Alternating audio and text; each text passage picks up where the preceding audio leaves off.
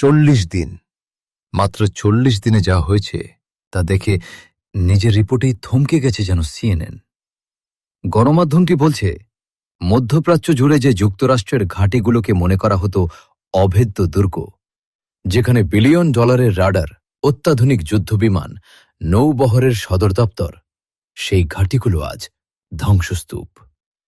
ইরানের ড্রোন আর ক্ষেপণাস্ত্রের আঘাতে 8 দেশে ছড়িয়ে থাকা 16টি মার্কিন সামরিক স্থাপনা হয়েছে মারাত্মকভাবে ক্ষতিগ্রস্ত। কোনটি ব্যবহারের অযোগ্য, কোনটি কার্যত বন্ধ। প্রকৃত ক্ষতি কতটা জনসম্মুখে যা বলা হচ্ছে তার চেয়ে অনেক বেশি বলছে খোদ মার্কিন কর্মকর্তারাই। আর মেরামতে লাগবে শত শত কোটি ডলার। এই হল ইরান যুদ্ধের সেই হিসাব যা ওয়াশিংটন এখনও পুরোটা স্বীকার করতে রাজি নয়। ঘটনাটা শুরু হয়েছিল গত 28শে ফেব্রুয়ারি।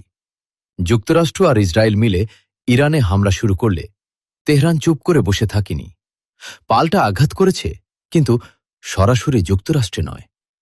আঘাত করেছে যুক্তরাষ্ট্রের সবচেয়ে দামি, সবচেয়ে কৌশলগত সম্পদগুলোতে।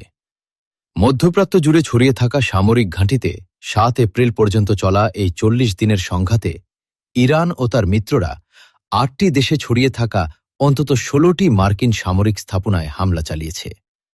সিএনএনের অনুসন্ধানী প্রতিবেদন বেরোতেই পৃথিবী জানল পরাশক্তির দাপট আসলে কতটা চুরমার হয়ে গেছে। কোথায় কোথায় হামলা হয়েছে? কুয়েতের ক্যাম্প বার্লিং আলী আল সালেম বিমান ঘাঁটি, সৌদি আরবের প্রিন্স সুলতান এয়ারবেজ, কাতারের আল উদাইদ বিমান ঘাঁটির রানওয়ে, বাহাইনে মার্কিন নৌবাহিনীর 5ম ফ্লিটের সদর দপ্তর, উত্তর ইরাকের সামরিক ঘাঁটির অস্ত্র ভাণ্ডার। এছাড়াও আরও কয়েকটি দেশে ছড়িয়ে আছে এই তালিকা। মার্কিন সংবাদ মাধ্যম এনবিসি নিউজও নিশ্চিত করেছে অন্তত 7টি দেশে গুরুত্বপূর্ণ সামরিক ঘাঁটিতে হামলা চালিয়েছে ইরান। অস্ত্র ভাণ্ডার থেকে কমান্ড সেন্টার, বিমান ঘাঁটি থেকে যোগাযোগ কেন্দ্র, কিছুই বাদ যায়নি। এখন প্রশ্ন হল, ইরান ঠিক কোথায় আঘাত করেছে? এলোপাতারি নয়, পরিকল্পিতভাবে। স্যাটেলাইট চিত্র বিশ্লেষণে দেখা গেছে তেহরানের প্রধান লক্ষ্য ছিল 3টি জিনিস: যুক্তরাষ্ট্রের উন্নত রাডার ব্যবস্থা, যোগাযোগ নেটওয়ার্ক এবং মধ্যপ্রাচ্যে মোতায়েন করা যুদ্ধবিমান। কেন এই 3টি? কারণ এগুলো অত্যন্ত ব্যয়বহুল এবং দ্রুত প্রতিস্থাপন করা কার্যত অসম্ভব।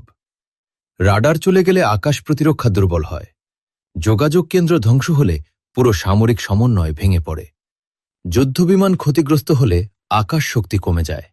অর্থাৎ ইরান সস্তা ড্রোন দিয়ে দামি টার্গেট ধ্বংস করেছে। তুলনামূলক কম খরচে সর্বোচ্চ কৌশলগত ক্ষতি। মার্কিন কংগ্রেসের এক কর্মকর্তা জানিয়েছেন, ইরান এমন স্থাপনাগুলোকেই বেছে নিয়েছে যেগুলো আঘাত করা সাশ্রয়ী, কিন্তু ক্ষতির মাত্রা অনেক বেশি। আর বিশ্লেষকরা বলছেন, এই নির্ভুলতা প্রমাণ করে ইরান উন্নতমানের স্যাটেলাইট ডেটা ব্যবহার করছে।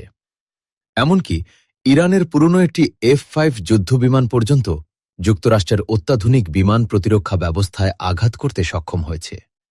এটি যতটা না সামরিক সাফল্য, তার চেয়েও বড় প্রতীকী অপমান। ক্ষতির আসল হিসাবটা কত ভয়াবহ। পেন্টাগনের ভারপ্রাপ্ত নিয়ন্ত্রক জুলুস হার্স্ট 3য় কংগ্রেসকে জানিয়েছেন, ইরানের সঙ্গে এই সংঘাতে এখন পর্যন্ত মার্কিন করদাতাদের $25 বিলিয়ন খরচ হয়েছে, কিন্তু এটা শুধু যুদ্ধের প্রত্যক্ষ ব্যয়। ঘাঁটি মেরামতের হিসাব আলাদা। শুধু বাহরাইনে মার্কিন নৌবাহিনীর 5ম ক্রিটের সদর দপ্তর মেরামতেই লাগবে $20 কোটি। আর এটা শুধু একটা ঘাঁটির হিসাব, বাকি 15টির হিসাব এখনও চূড়ান্ত হয়নি, স্বীকার করেছেন পেন্টাগনের কর্মকর্তারা নিজেরাই। ফলে প্রকৃত ক্ষতির পরিমাণ যা জানানো হচ্ছে তার চেয়ে অনেক বেশি বলছেন এনবিসি নিউজের সূত্রগুলো। বলা হচ্ছে, কোনো কোনো স্থাপনা এমন অবস্থায় পৌঁছেছে যে মেরামত করে প্রতিস্থাপন করা আর সম্ভবই নয়। সেগুলো কার্যত বন্ধ হয়ে গেছে। আর এই পরিমাণ ক্ষয়ক্ষতি মধ্যপ্রাচ্যে এর আগে কখনো দেখা যায়নি বলে এক মার্কিন সূত্র পরিস্থিতিকে নজিরবিহীন বলেছেন। এখন বড় প্রশ্ন হল, যুক্তরাষ্ট্র কি করবে? পেন্টাগনের ভেতরেই দুটো ভিন্ন মত সংঘর্ষ করছে। এক পক্ষ বলছে, কিছু স্থাপনা এত বেশি ক্ষতিগ্রস্ত যে সেগুলো চালু রাখার অর্থ নেই, বন্ধ করে দেয়াই ভালো। অন্য পক্ষ বলছে, এসব ঘাঁটি মধ্যপ্রাচ্যে যুক্তরাষ্ট্রকে কৌশলগত সুবিধা দেয়, তাই বিপুল অর্থ ব্যয় করে হলেও মেরামত করতে হবে। এই বিতর্ক আসলে আরও বড় একটা প্রশ্নকে সামনে এনেছে। মধ্যপ্রাচ্যে এত বিস্তৃত সামরিক উপস্থিতি বজায় রাখা কি এখনও কার্যকর, নাকি তা আরও বেশি ঝুঁকিপূর্ণ হয়ে উঠেছে?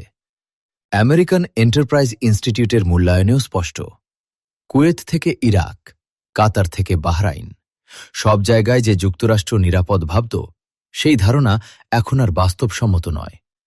ইরান দেখিয়ে দিয়েছে আধুনিক ড্রোন ও ক্ষেপণাস্ত্রের যুগে বিলিয়ন ডলারের ঘাঁটিও নিরাপদ নয়। যুক্তরাষ্ট্র ইরানে হামলা করেছিল শক্তি দেখাতে, কিন্তু ফলাফল হল উল্টো। নিজের ঘাঁটিগুলোই শেষে ধ্বংস হয়ে গেল, সাথে মানসম্মানও। মাত্র ৪০ দিনের যুদ্ধে ৮ দেশে ১৬টি ঘাঁটি, ২৫ বিলিয়ন ডলার খরচ মেরামতে, ১০০ কোটি আর কিছু ঘাঁটি, যেগুলো হয়তো আর কোনোদিনই চালু হবে না। মধ্যপ্রাচ্যের দশকের পর দশক ধরে যুক্তরাষ্ট্র যে সামরিক অবকাঠামো গড়ে তুলেছিল ইরান, সেটাকে একটা সুনির্দিষ্ট পরিকল্পিত কৌশলে একটু একটু করে ভেঙে দিয়েছে, আর বিশ্ব দেখে নিয়েছে পরাশক্তির বর্মেও ফাটল ধরে পরাশক্তিকেও একদিন মরে যেতে হয়।